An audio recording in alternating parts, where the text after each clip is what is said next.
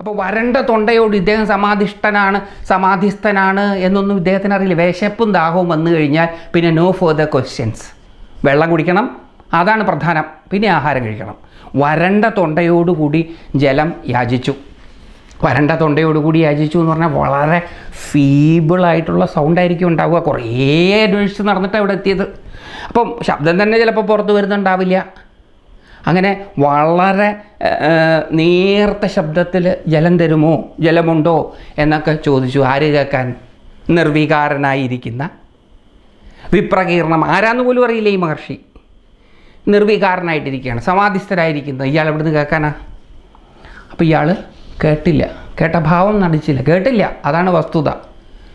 കേട്ടില്ല എന്ന് വന്നു കഴിഞ്ഞപ്പോഴത്തേക്കും പരീക്ഷത്തിന് ദേഷ്യം വന്നു. സ്നിക്കേഴ്സിൻ്റെ പരസ്യത്തിൽ കണ്ടിട്ടില്ലേ, വിശക്കുമ്പം ദേഷ്യം വരുന്നത്, ദാഹിക്കുമ്പം ദേഷ്യം വരുന്നത്.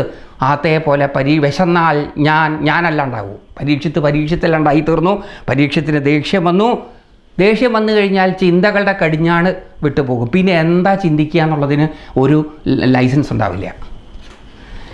അങ്ങനെ നിങ്ങൾ പറയാൻ പാടുണ്ടായിരുന്നോ എന്ന് ചോദിക്കുന്നതിൽ അർത്ഥമില്ല.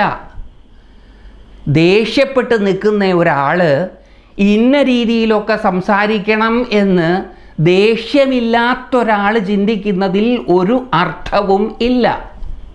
ദേഷ്യം വന്നാലേ ഇത് മനസ്സിലാവുള്ളൂ. ഈ കേൾക്കുന്നവർക്കെല്ലാം ജീവിതത്തിൽ എപ്പോഴെങ്കിലും ദേഷ്യം വന്നിട്ടുണ്ടാകാതിരിക്കാൻ വഴിയില്ല എന്നുള്ളത് കൊണ്ട് ഞാൻ ഈ പറയുന്നത് കൃത്യമായിട്ട് നിങ്ങൾക്ക് മനസ്സിലാകുന്നുണ്ടാകും. അല്ലാതെ വരാൻ വഴിയില്ല. ഇതെനിക്കെങ്ങനെ ഇത്ര കൃത്യമായിട്ട് അറിയണത്? അസലായിട്ട് ദേഷ്യം പലപ്പോഴും ജീവിതത്തിൽ വന്നിട്ടുണ്ട്. ജീവിതത്തിൽ ദേഷ്യം വന്നതുകൊണ്ട് അനധ്യാത്മികൻ ആവുകയൊന്നും ഇല്ല. അപ്പോൾ അതുകൊണ്ട് ഇദ്ദേഹത്തിന് ചിന്തകളുടെ കടിഞ്ഞാണ് പോയി. അപ്പോൾ എന്താ ചിന്തിക്കുന്നത്? ഇരിക്കാൻ പുല്ലോ ഭൂമിയോ പോലും കിട്ടാതെയും കാല് കഴുകാൻ കുറച്ച് വെള്ളമോ സ്വാഗതമായി ഒരു വാക്കോ കിട്ടാതെയും അപമാനിതനെന്ന് തോന്നി അദ്ദേഹം കോപിച്ചു. എന്താ അദ്ദേഹത്തിന് ദേഷ്യം കൊണ്ട് തോന്നുന്നത്? എന്താ കാരണം? മഹാരാജാവാണേ, ചില്ലറക്കാരനൊന്നുമല്ല. ശ്രീമൻ നാരായണനാൽ ഗർഭത്തിൽ പരിരക്ഷിക്കപ്പെട്ടവനും അശ്വമേധയാഗം ചെയ്തവനും ഭാരതഭൂമിയെ കലിയിൽ നിന്ന് രക്ഷിച്ചവനുമായ the great, none other than the great Parikshit മഹാരാജാവ് ഹാസ് അറൈവ്ഡ്. പക്ഷെ അവിടെ ആരുമില്ല സ്വീകരിക്കാൻ. സാധാരണ ഇങ്ങനത്തെ മഹാരാജാക്കന്മാരൊക്കെ വന്നു കഴിഞ്ഞാൽ ഉടനെ ചെന്ന് പുല്ലിട്ട് കൊടുക്കും. വെറും ഭൂമിയിലിരിക്കാൻ പാടില്ല എന്നാണ്. വെറും ഭൂമിയിലിരിക്കാൻ പാടില്ല. കാരണം വെറും ഭൂമി എന്ന് പറയുന്നത് മധുകൈടഭന്മാരുടെ മേധസ്സു കൊണ്ട് ദേവി ഭാഗവതത്തിലും ദേവി മാഹാത്മ്യത്തിലും നമ്മൾ ആ കഥ കേട്ടിട്ടുണ്ട്. മധുകൈടഭന്മാരുടെ മേധസ്സുകൊണ്ട് മലീമസമായതാണ് ഭൂമി. അതുകൊണ്ട് വെറും ഭൂമിയിലിരിക്കാൻ പാടില്ല, കുശപ്പുല്ലിട്ടിട്ട് വേണം ഇരിക്കാൻ. ഇനി അതൊന്നും തന്നില്ലെങ്കിലും ഒന്ന് ഇരിക്കുമെന്ന് പറയണ്ടേ? അങ്ങനെ ആരും പറഞ്ഞില്ല. സ്വാഗതമസ്തു അങ്ങനെ ആരും പറഞ്ഞില്ല. സ്വാഗതം, വരൂ വരൂ എന്നും ആരും പറഞ്ഞില്ല. കാല് കഴുകിച്ചില്ല. സാധാരണ അതിഥികൾ വന്നാൽ അതിഥി എന്ന വാക്കിന് ഗസ്റ്റ് എന്നും വിസിറ്റർ എന്നോ അർത്ഥം പറയാൻ പറ്റില്ല. കാരണം ഗസ്റ്റും വിസിറ്ററും അറിയിച്ചിട്ട് വരുന്നതാണ്. അറിയിക്കാതെ, ക്ഷണിക്കപ്പെടാതെ വീട്ടിലേക്ക്, ജീവിതത്തിലേക്ക് തിഥി തെറ്റി വന്നു കയറുന്നയാളാണ് അതിഥി. ആ അതിഥി ദേവോഭവ എന്നാണ് തൈത്തിരീയ ബ്രാഹ്മണം നമ്മളെ പഠിപ്പിക്കുന്നത്. ആ അതിഥി തിഥി തെറ്റി വീട്ടിലേക്ക്, ജീവിതത്തിലേക്ക് കയറി വരുന്നത് ഈശ്വരനാണ് എന്ന് കരുതി അതിനെ ആരാധിക്കണം. ഈശ്വരനെ ആവാഹിച്ചു കഴിഞ്ഞാൽ പാദ്യ അർഘ്യ ആചമനീയാദികൾ കൊണ്ട്, സ്വാഗത കുശലാദികൾ കൊണ്ട് സന്തോഷിപ്പിക്കുന്നത് പോലെ അതിഥിയെ സന്തോഷിപ്പിക്കണം. ഈ അതിഥി പൂജയിൽ നിന്നായിരിക്കാം, അതിഥി യജ്ഞത്തിൽ നിന്നായിരിക്കാം പൂജയിലെ, താന്ത്രിക പൂജയിലെ ഈ ഉപചാരങ്ങൾ ഉരുത്തിരിഞ്ഞു വന്നിട്ടുണ്ടാവുക.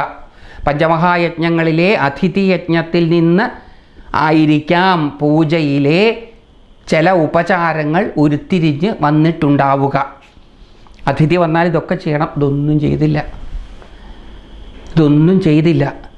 അദ്ദേഹത്തിന് ഇതാരും ചെയ്തില്ല. ആരും ഇല്ലായിരുന്നു അവിടെ ചെയ്യാൻ. ഉള്ളയാളായിരുന്നോ? അയാൾ സമാധിസ്ഥനുമാണ്. പക്ഷേ അതൊന്നും വിശപ്പും ദാഹവും കൊണ്ട് വലഞ്ഞ് അഹങ്കാരത്താൽ വിജൃംഭിതനായി നിൽക്കുന്ന ഒരാൾക്ക് മനസ്സിലാവുകയില്ല. ആ സമയത്ത് റീസണിങ് ഉണ്ടാവില്ല. വികാര തീവ്രതയിൽ ബുദ്ധി പിന്മാറും. വിപ്രകീർണമായ മുഖം, ജടയാൽ ആച്ഛന്നമായ മുഖം എന്നെന്തിനാ പറഞ്ഞത്? ഫേസ് അറിയണം എന്നില്ല, നമുക്ക് ആളെ അറിയണം എന്നില്ല, ആള് ഇന്നയാളായിരിക്കണം എന്നില്ല. നമുക്ക് അപമാനിതനായി എന്ന് തോന്നിയാൽ നമ്മൾ റിയാക്ട് ചെയ്യും. തുണി വാങ്ങിക്കാൻ ഒരു കടയിൽ ചെന്നു, അവിടുത്തെ സെയിൽസ് പേഴ്സൺ ദ ഗ്രേറ്റ് എന്നെ വേണ്ടതുപോലെ മാനിച്ചില്ല എന്ന് എനിക്കൊരു തോന്നൽ. ആ ആളെ എനിക്കൊരു പരിചയവുമില്ല. ഇനി ഞാൻ ഒരിക്കലും ഒരു പക്ഷേ ആ ആളെ കാണാൻ പോകുന്നില്ല. പക്ഷേ അപ്പോഴത്തേക്കും എൻ്റെ ഈഗോ ഹേർട്ടായി, എൻ്റെ ദുരഭിമാനം ഉണർന്നു, ഞാൻ ഷൗട്ട് ചെയ്യാൻ തുടങ്ങി. ഞാൻ ആരാണെന്നാണ് നിങ്ങൾ വിചാരിച്ചത്?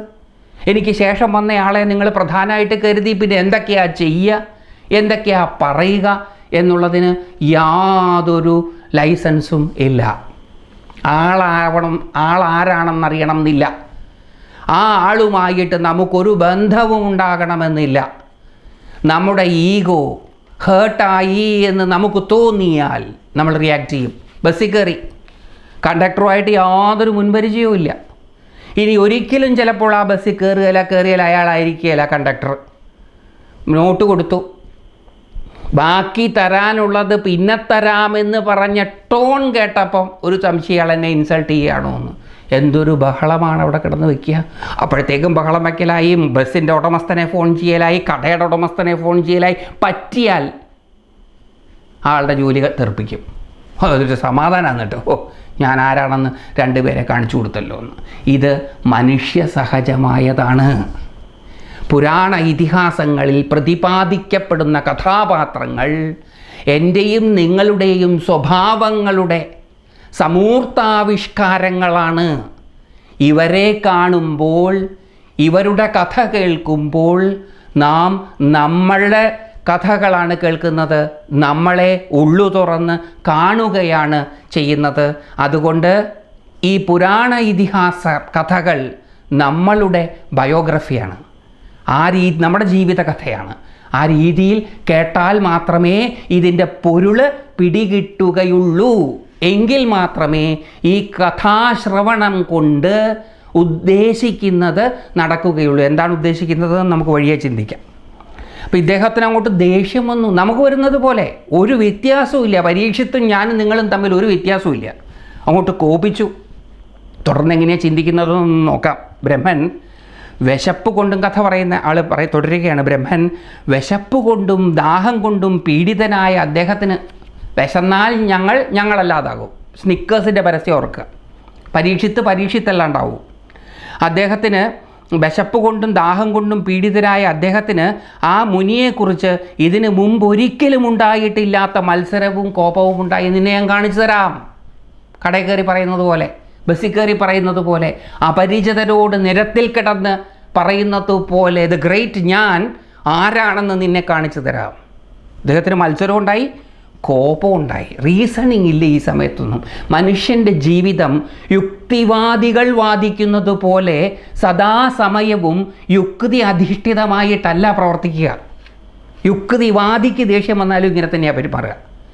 ഈശ്വര വിശ്വാസിക്ക് ദേഷ്യം വന്നാലും ഇങ്ങനെ തന്നെയാണ് പെരുമാറുക. ദ ഗ്രേറ്റ് പ്രൈം മിനിസ്റ്റർക്ക് ദേഷ്യം വന്നാലും ഇങ്ങനെ തന്നെയാണ് പെരുമാറുക. ചപ്രാസിക്ക് ദേഷ്യം വന്നാലും ഇങ്ങനെ തന്നെയാണ് പെരുമാറുക. മനുഷ്യൻ ഒരേപോലെയാണ് ജീവിത സാഹചര്യങ്ങളോട് റിയാക്ട് ചെയ്യുന്നത്. അതുകൊണ്ട് എല്ലാ മനുഷ്യരും ഒരേ പാരമ്പര്യത്തിൻ്റെ അവകാശികളാണ്. ഇത് മനസ്സിലാക്കിയ മഹർഷീശ്വരന്മാർ നമ്മളോട് ഉച്ചൈസ്തരം ഘോഷിച്ചു, വസുധൈവ കുടുംബകം. ഈ ലോകം മുഴുവനുമാണ് എൻ്റെ കുടുംബം. അല്ലാതെ ഒരു തായ്വേരിലെ ഒരു ശാഖയുടെ ശാഖകളല്ല എൻ്റെ കുടുംബം. അങ്ങനെ നമ്മളിപ്പോൾ പാരമ്പര്യത്തെയൊക്കെ പറയുന്നത്. എൻ്റെ പാരമ്പര്യം എന്ന് പറഞ്ഞാൽ എൻ്റെ അച്ഛൻ്റെ പാരമ്പര്യം, അമ്മയുടെ പാരമ്പര്യം, അവരുടെ അച്ഛനമ്മമാരുടെ പാരമ്പര്യം, അങ്ങനെയാണ് ഞങ്ങളുടെ പാരമ്പര്യം. അങ്ങനെയല്ല. പാരമ്പര്യം എന്ന് പറയുന്നത് മനുഷ്യരാശിക്ക് ഏകമായ പാരമ്പര്യമാണ്. ഞാനും നിങ്ങളുമൊക്കെ ബന്ധപ്പെട്ട് കിടക്കുന്നവരാണ്. അപരിചിതരായിരിക്കാം, പക്ഷെ നമ്മൾ ബന്ധമുള്ളവരാണ്. ഈ കുറച്ചും കൂടി വിശാലമായിട്ട് ചിന്തിച്ചാൽ ഈ ലോകത്തുള്ള സകല ജീവജാലങ്ങളും എൻ്റെ നിങ്ങളുടെയും കുടുംബാംഗങ്ങൾ ആണ്. അതുകൊണ്ടാണ് കവി പാടിയത്, ലോകമേ തറവാടു തനിക്ക് പുൽകളും പൂക്കളും പുഴുക്കളും കൂടി തൻ കുടുംബക്കാർ. ഇത് മുഴുവനും നമ്മളുടെ കുടുംബം ആണ്.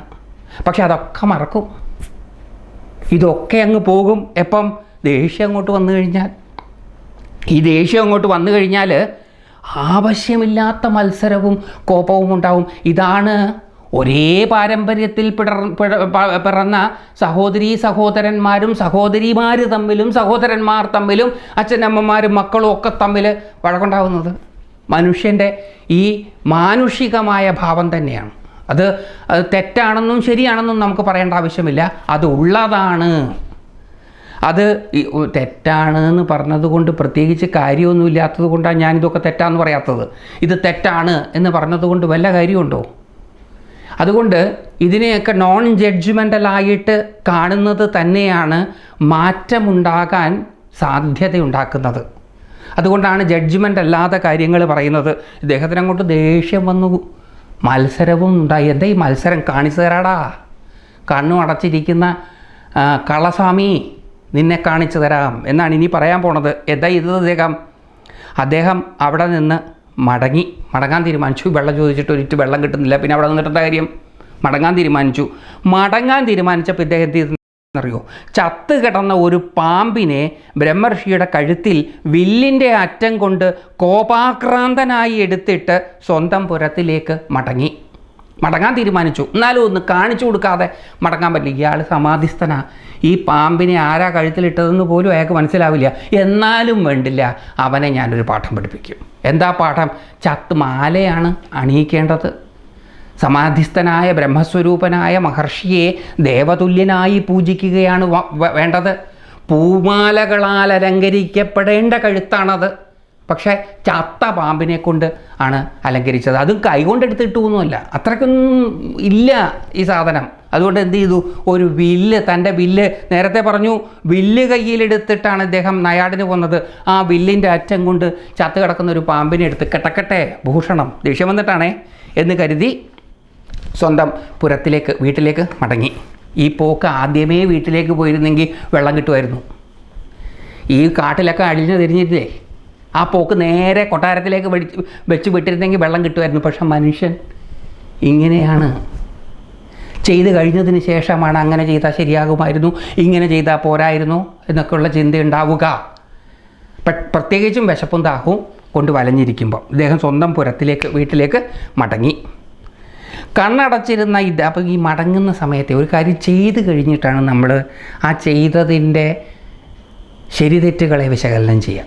എപ്പോഴും അങ്ങനെയാണ്. നമ്മൾ ചെയ്യുന്നതിന് മുമ്പ് വിശകലനം ചെയ്തിരുന്നെങ്കിൽ കൃത്യമായിട്ടുള്ളത് നമ്മൾ ചെയ്യില്ല. അങ്ങനെ നമ്മൾ ചെയ്യാറ് പതിവില്ല. ഇതൊക്കെ മനുഷ്യ സഹജമായ കാര്യമാണ്. ഞാനും നിങ്ങളും അങ്ങനെ തന്നെയാണ്.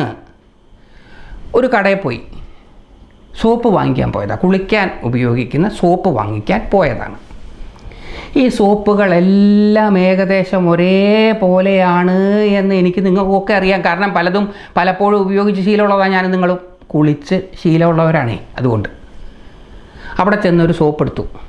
ആ സോപ്പൊക്കെ എടുത്ത് ബില്ലൊക്കെ പേ ചെയ്ത് പുറത്തോട്ടിറങ്ങുമ്പോൾ നമുക്കൊരു ചിന്ത ഉണ്ടാവും, മറ്റേതെടുക്കാമായിരുന്നു. എപ്പോഴും ഉണ്ടാവും ഈ ചിന്ത, ചെയ്തു കഴിഞ്ഞാലേ വരുള്ളൂ.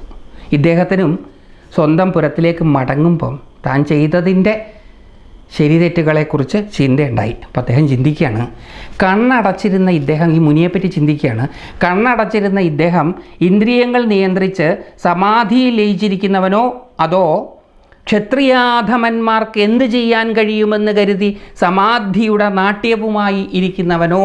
ഈ പ്രവൃത്തിയൊക്കെ ചെയ്തു കഴിഞ്ഞപ്പോൾ ഒരു സംശയം, അദ്ദേഹം സമാധിസ്ഥനായിരിക്കുമോ? ആവാൻ വഴിയില്ല. ക്ഷത്രിയന്മാർക്ക് എന്ത് ചെയ്യാൻ പറ്റും? ഈ ദേഷ്യം വന്നു കഴിഞ്ഞാൽ പിന്നെ വെറുതെ ചിന്തിച്ചാൽ പോരാ. നമുക്ക് ദേഷ്യം വന്ന് നമ്മളൊരാളെ ചീത്ത വിളിക്കുക എന്ന് വിചാരിക്കുക. വെറുതെ ചീത്ത വിളിച്ചാൽ സമാധാനം ഉണ്ടാവില്ല. ആദ്യം അവൻ്റെ അച്ഛനെ അമ്മയും ചീത്ത വിളിക്കും, കുടുംബത്തെ ചീത്ത വിളിക്കും. എന്നിട്ടും ദേഷ്യം അടങ്ങിയില്ലെങ്കിലോ അവൻ്റെ ജാതിയെ ചീത്ത വിളിക്കും, അവൻ്റെ നാടിനെ ചീത്ത വിളിക്കും. ഇതൊക്കെ പതിവാണ് മനുഷ്യർ. അപ്പോൾ ഇദ്ദേഹം അത് കഴിഞ്ഞപ്പോൾ ജാതിയിലേക്ക് തിരിയുക, വർണ്ണത്തിലേക്ക് തിരിയുക. ക്ഷത്രിയാധമന്മാർക്ക് എന്ത് ചെയ്യാൻ കഴിയുമെന്ന് കരുതി സമാധിയുടെ നാട്യമായിരിക്കുന്നവനോ. അപ്പോഴൊരു സംശയമുണ്ട്, ശരിക്കും സമാധി ആയിരിക്കുമോ?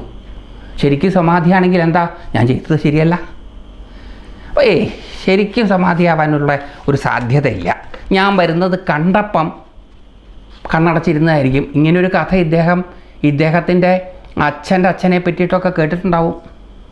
അദ്ദേഹത്തിൻ്റെ അച്ഛൻ അഭിമന്യു, അദ്ദേഹത്തിൻ്റെ അച്ഛൻ അർജുനൻ പണ്ട് യുദ്ധത്തിന് മുമ്പ് കൃഷ്ണനെ തങ്ങളുടെ ഭാഗത്തേക്ക് ക്ഷണിക്കാനായിട്ട് ദുര്യോധനനും അർജുനനും കൃഷ്ണൻ്റെ അടുത്ത് ചെന്നപ്പം ദുര്യോധനൻ ആദ്യം ചെന്നത്. അപ്പോൾ ദുര്യോധനനെ കണ്ടപ്പം കൃഷ്ണൻ കയറി അങ്ങ് ഉറക്കം നടിച്ചു. കഥയൊക്കെ കേട്ടിട്ടുണ്ടാവും ഇദ്ദേഹം. അതുകൊണ്ട് ഇദ്ദേഹത്തിനൊരു സംശയം, ഇനി അതുപോലെ ഞാൻ വരുന്നത് കണ്ടിട്ട് കണ്ണടച്ച് നിങ്ങൾ ക്ഷത്രിയർക്ക് എന്ത് ചെയ്യാൻ പറ്റും, നമ്മൾ ജാതിയിൽ വെല്ലുവിളിക്കുമല്ലോ. ഇതൊക്കെ പണ്ട് മുതലേ ഉണ്ട്. ഇതൊന്നും തൂത്താൽ മാഞ്ഞു പോവുകയില്ല. ഇതൊക്കെ ഇല്ലാതെ ആകണമെന്നുണ്ടെങ്കിൽ മനുഷ്യൻ സ്പിരിച്വലി ഇവോൾവ്ഡ് ആവണം. എങ്കിൽ മാത്രമേ ഇതെല്ലാം ഇല്ലാതെയാവുകയുള്ളൂ. ഇതൊക്കെ ബേസിക് ആയിട്ടുള്ള കാര്യങ്ങളാണ്, എല്ലാവർക്കും ഉള്ളത് തന്നെ. അപ്പോൾ അദ്ദേഹം പറയാണ്, അദ്ദേഹം ചിന്തിക്കുകയാണ്, ക്ഷത്രിയന്മാർക്ക് എന്ന് പറഞ്ഞാൽ പോരാ, ക്ഷത്രിയാധമന്മാർക്ക് അങ്ങനെ പറഞ്ഞാലേ അത് ശരിയാവുള്ളൂ. ജാതി വിളിച്ച് ചീത്ത വിളിക്കുമ്പം വെറുതെ ജാതി വിളിച്ചല്ല ചീത്ത വിളിക്കുക, ശ്രദ്ധിച്ചാൽ മതി. ഇപ്പോൾ ചീത്ത വിളിക്കുമ്പോൾ ശ്രദ്ധിച്ച് ചീത്ത വിളിക്കണം. അല്ലെങ്കിൽ ചില ജാതിയൊക്കെ ചീത്ത വിളിച്ചാൽ അത് മതി കുഴപ്പത്തിൽ ചെന്ന് ചാടാൻ. പണ്ടതില്ലായിരുന്നു. പക്ഷേ എന്നാലും ചീത്ത വിളിക്കുന്ന പതിവുണ്ട്. ചീത്ത വിളിക്കുമ്പം വെറുതെ ജാതി പറഞ്ഞിട്ടല്ല ചീത്ത വിളിക്കുക, ആ ജാതി അധമന്മാർ മോശമാക്കിയിട്ട് തന്നെയാണ് പറയുക. ക്ഷത്രിയാധമന്മാർക്ക് എന്ത് ചെയ്യാൻ കഴിയുമെന്ന് കരുതി സമാധിയുടെ നാട്യവുമായിരിക്കുന്നവനോ, കുട്ടികളുമൊത്ത് കളിക്കുന്ന അതിതേജസ്വി. ഇങ്ങനെയൊക്കെ ചിന്തിച്ച് പരീക്ഷിത്ത് വീട്ടിലേക്ക് പോയി. അപ്പോൾ ഈ മുനിയുടെ പുത്രൻ കുറച്ച് മാറി, ക്യാമറ ഫോക്കസ് മാറുകയാണ്. ഇപ്പം ക്യാമറ ഇതുവരെ പരീക്ഷത്തിലായിരുന്നു, ഇനി ക്യാമറയുടെ ഫോക്കസ് മാറുകയാണ്.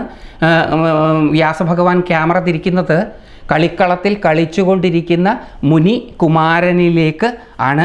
കുട്ടികളുമൊത്ത് കളിക്കുന്ന അതിതേജസ്വിയും ബാലനുമായ ആ മുനിയുടെ പുത്രൻ രാജാവിനാൽ ദ്രോഹിക്കപ്പെട്ട പിതാവിനെ പറ്റി കേട്ട് ഇങ്ങനെ പറഞ്ഞു.